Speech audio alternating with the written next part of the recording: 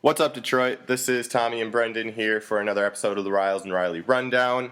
Okay, Detroit, week 3, Tennessee versus the Lions. Let's see if we can do a little better on this one. We've been a little off the last 2 weeks, although we weren't too bad last week, I guess. Yeah, well, this is going to be a completely different game. Last week, there was a huge build-up, Sunday Night Football, big game and everything.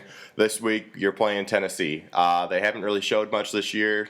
They got blown out. In fact, in the 4 major categories, their highest ranking is 19th in pass offense at 219 and 19th in pass defense at 248. Yeah. In their defense, though, who do they play? I know in week 1 they played New England and San Diego. Yeah. Not too shabby in either one of those games. Right, exactly. So, I mean, we're going to start. Although, who knows about New England losing to Arizona? Yeah, that's true.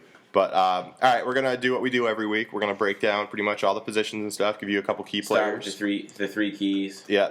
I'm going to go first again. My number one key is get Stafford back on track, not just for this game, but for this whole season. And this is a good game for him to do it. They're not a terrible pass defense, but they are not great, really, at anything. Right. I guess you could say they're terrible. I know Phillip Rivers and Tom Brady both made him look silly. Yep. My number one key is getting Calvin his touches, honestly. With the whole, I mean, everybody likes having the running back get their touches and everything. This team is going to go basically where Stafford and Calvin go. I think that Calvin has to at least have 10 balls thrown to him. This is a game where Stafford should be able to get the ball up in the air a couple more times. You're not playing a really hot defense this week. Unlike San Francisco last week, they're not really going to be pressing people too much. Well, and to go along with your second or your number one key, I'm actually going to make that my number 2 key. Not to get Calvin his touches. Work the deep ball. Yep. We've wanted to see it every game. This is a good game to get it going. Connect on 2-3 of them.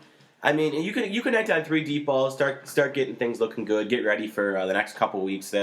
Next week isn't too tough either. But after for 2-3 weeks from now, we're gonna have a much tougher schedule looking at us. Yep. Get the deep ball working. My number 2 key is going to be Mikel Lashore, actually. I know I just said it's not that big of a deal if we get our running backs going, but this is a great game to try to get them going because you've got Kevin Smith and Mikel Lashore. I mean, both those guys could bust out this game and have a pretty good week. It'll be interesting to see what Mikel Lashore can do. I'm going to look it up real quick, but I'm pretty sure... Yeah, rush yards allowed for Tennessee. They've already got 155, and that was against 2 of the lowest running backs in football right now. I mean, Stephen Ridley for New England wasn't really a known back, and let's get it real. I mean, it's New England. They don't run the ball at all over there. And then you got San Diego, who didn't even have Ryan Matthews, and they still ran the ball on him too. So I mean, Detroit's got a shot here because I think this is a great game for Mikel Lashore to make his NFL debut. They need to win this game. If Detroit doesn't win this game, you need to start getting worried. That's the honest truth. Yeah. This team is not... and you know what? It's a losable game. I didn't think St. Louis was a losable game, and I was wrong there. It's a losable game. They have some underrated talents at wide receiver in Kenny Britt and Nate Washington. Kenny Britt's another healthy, but when he's healthy, he's been very good. Yeah. Go ahead with your third. My third one is going to be probably similar in many weeks, is a D-line pressure. I'm not too concerned with the rush defense because this. I actually heard a stat the other day. The Tennessee Titans are one of only 2 teams in the NFL, and I believe, don't quote me on this, but I believe the other team is the Oakland Raiders, to not have rushed for a total of 100 yards yet. Yep. So I want to get the D-line pressure on Jake Locker. Yep. Get him, or is he's playing, right? I know that he got hurt. Yeah, I believe Jake Locker's playing. My third key is actually going to go a little bit different, not going to be on offense. Mine's going to be do not let Chris Johnson break out of his slump. Nope. That's gonna be my biggest key. I could have made this number 1, honestly, because if Chris Johnson has a good day, it'll be a tougher game. The Lions could definitely be in trouble. But I mean, the run defense hasn't been horrible. Frank Gore put up 85 last week, but as a team they put up, I believe, 140. Exactly. But the thing I don't like about that, I personally am not a big fan of including or what is it, reverse plays into the run offense. Yes, it is the run offense, but it is very different. Yeah. It gets the idea of the reverse is that the NFL is coming in so fast, or the defense is coming in so fast that they can't switch off and keep up with the wide receiver. It's a very different play. Yes, you need to be able to handle it, but you take off the 30 yards from that, and 110 yards doesn't look quite as bad. Yep. I'm actually going to throw out a few more things just to kind of get our pregame going. This week, we all told you last week during the San Francisco game, Drayton Florence did break his arm. ESPN has confirmed that.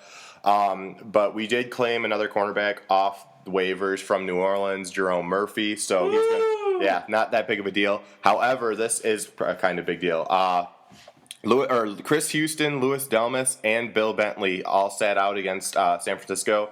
Houston and Bentley both returned to practice this week. And Houston vows he will start. Yeah, that's huge, though. I mean, Houston's the biggest one. If you can get Houston and Bentley back, this team is completely different. And once, but they need to stay healthy. It's not just a matter of getting healthy; it's a matter of getting healthy and staying healthy. Yeah, I mean, the real concern though has to be, I mean, we got to have Delmas back by week 5. Yeah, I agree. You want to have him back, and you know what? I wouldn't be surprised if that's what they're doing. Exactly. I really wouldn't. I think Schwartz expects.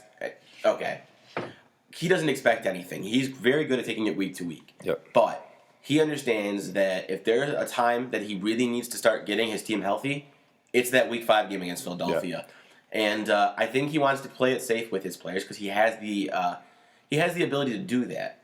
I will say though, if Delmas is not back by week 5 or week 6, I might start to get worried with him. It might be a little bit more severe of a knee injury than everybody expected. Especially considering they were mentioning he could come back week 1. Exactly. It's now week 3 and he hasn't returned to the practice field. Yeah, I mean, we've got to hope that maybe they know something that we don't know and they're just not letting us know, which could possibly... It could very... Yeah, it's very Schwartz possible. is very good at hiding these stuff. He's kind of like Jim Leland with his lineup card. I was thinking more of Bill Belichick not letting you know when a guy's really hurt or not. That too.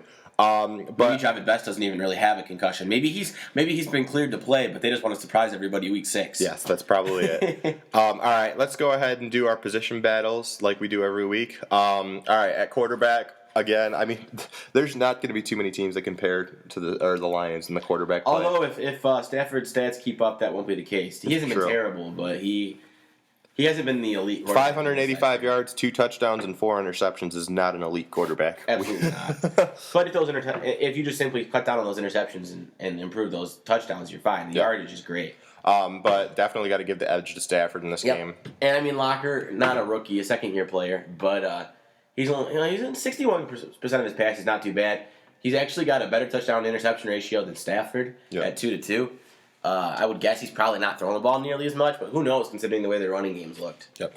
Now we're going to go to the rushing game. That's a tough call now, Yeah, we've got Kevin Smith, Joik Bell, and Michaela Schur against Chris Johnson. I'm going to, as of right now, what I've seen so far, I'm going to give the edge to the Lions. I mean, Chris Johnson this season, these are for real stats for 2 games, everybody. Chris Johnson, 19 carries for 21 yards. That is ridiculous. Yeah, that is not Chris Johnson like.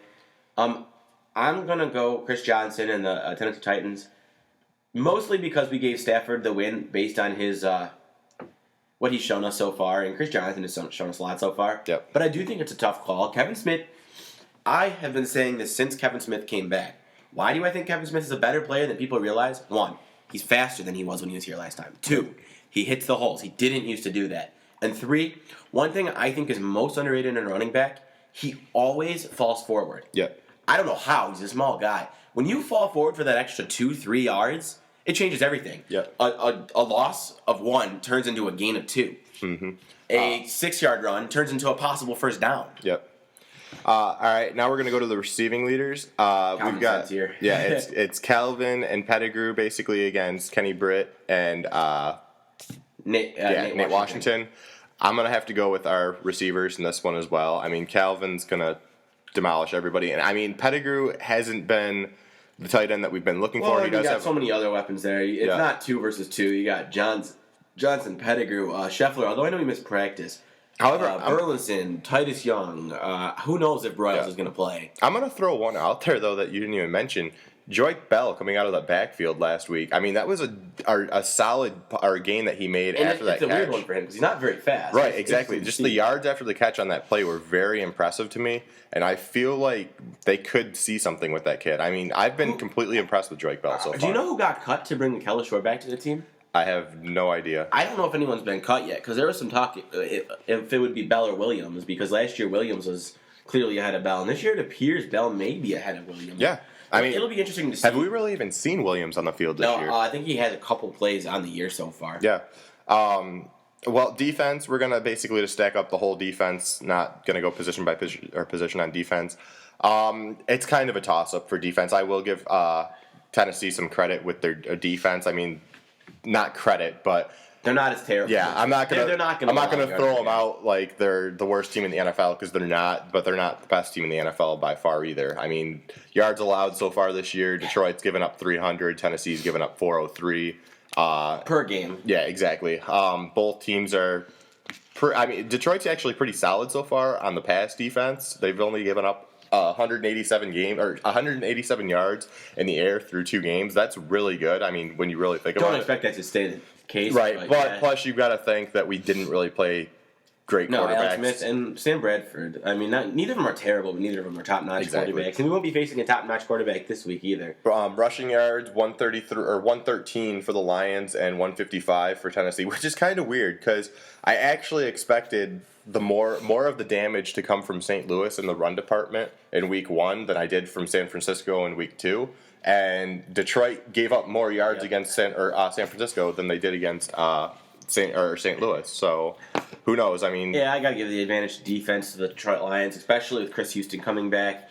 And if you get Bill Bentley back, I really, really think that.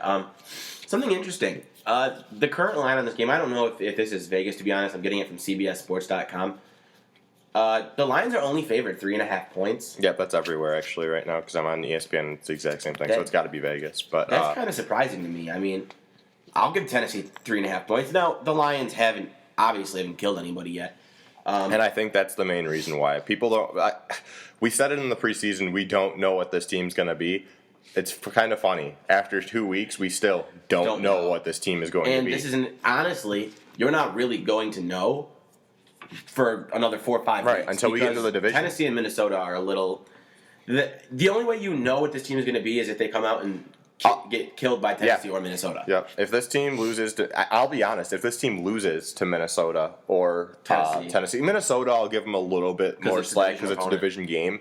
I don't remember if that one's going to be. I think that one's in Ford Field, isn't it? The first Minnesota game? Yes, it is. Yeah, so if it's in Ford Field, I actually changed my mind. If you lose to Minnesota at Ford Field, you have a problem. I mean, I don't care if it's a division game or not. You're not going to make the playoffs if you're losing to the worst team in the division at home. Yeah.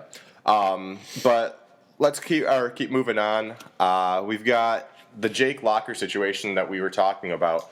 I think a really big key for this game is to get the defensive line blitzing more. Brendan says it all the time. He wants to see the Lions blitz a lot more. This is a perfect game to do it. I mean, Jake Locker's only in his 2nd year. He's a rattled quarterback already.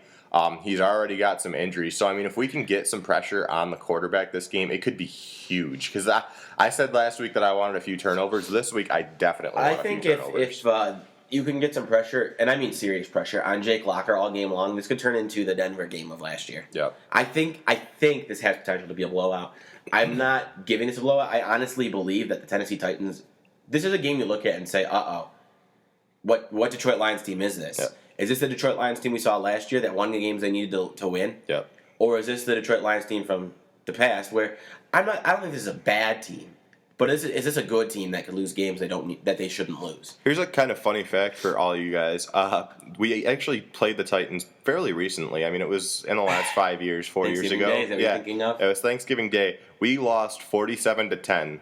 I believe that was the year that we went undefeated the opposite way. I think you're right. And it's kind of great to see that, though. I mean, after 4 years, you're already looking at the Lions now. All of a sudden, we're back in the playoffs and everything. It just shows how fast this team can turn things around and how fast things can get turned around in the NFL, which is pretty cool.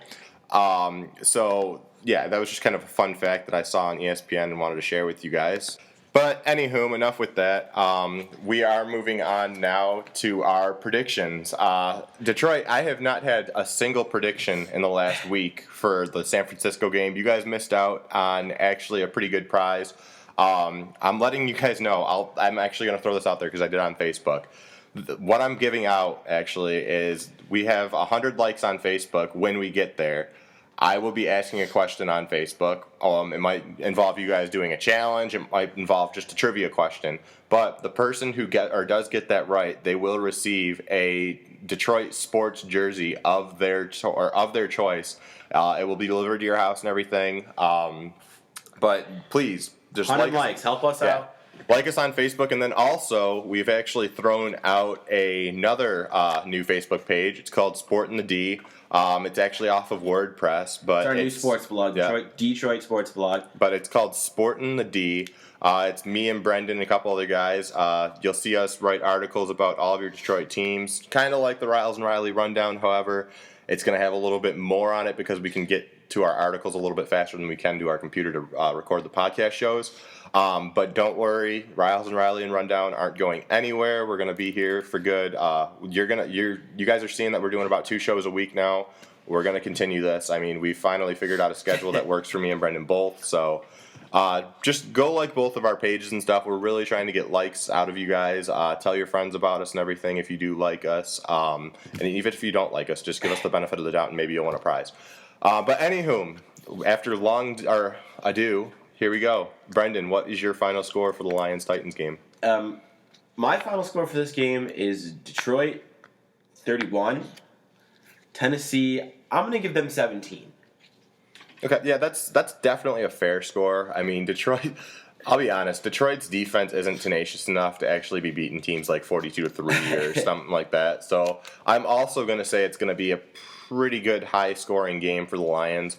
I'm going to have them score 47, just like they scored on us on Thanksgiving Day. I think Calvin and Stafford have a pretty big day. And I'm also, the final score is going to be 47-10. I do think we can hold this. If there is an offense that we can hold in this league, it is definitely Tennessee. And you will notice that is the exact same score that Tennessee beat us by on Thanksgiving a couple years ago. I mean, Detroit, this is a big game for one reason. It's not the sexy game of the week or by far. But if you lose this game, you're back to being pretty much the laughing stock of the NFL.